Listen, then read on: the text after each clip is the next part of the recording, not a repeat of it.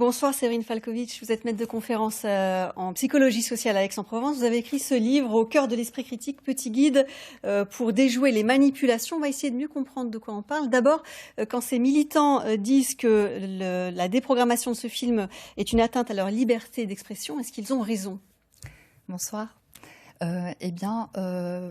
Sommes-nous libres lorsque nous sommes exposés à des contenus qui nous influencent dans un mauvais sens et au final qui nous amènent à prendre de mauvaises décisions?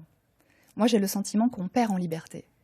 Alors, ce groupe, évidemment, c'est pas le seul groupe. En tout cas, il fait du prosélytisme sur la voie publique, on l'a vu. Est-ce que ce type d'argument a beaucoup d'audience et auprès de qui, finalement? Quel public? Alors, ce type de groupe, en fait, paraît visible, mais en réalité, nous sommes exposés de toutes parts, sur les réseaux sociaux, dans les médias, au contact de professionnels, par exemple, de thérapeutes, à des contenus de ce type, sans même que nous ne le sachions. Il n'y a pas forcément de profil type, ce sont des gens qui doutent, tout simplement, qui sont perméables à ce type d'argument. Alors, nous représentons les dérives sectaires, les sectes, telles que des personnes peut-être qui vivraient en petits groupes nus dans la forêt, mais ce n'est pas du tout le cas.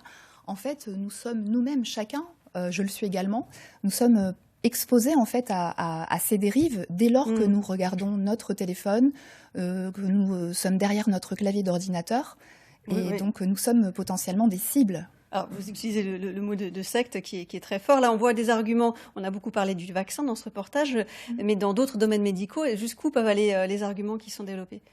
Alors, je vous donne un exemple. Lorsque nous sommes exposés à de l'information, nous pourrions très bien nous demander de quelle manière traiter notre cancer. On va trouver sur YouTube, sur les réseaux, des gens qui vont nous proposer de traiter notre cancer soit avec de la chimiothérapie, soit en buvant des jus, par exemple des jus de carottes. Comment faire pour choisir?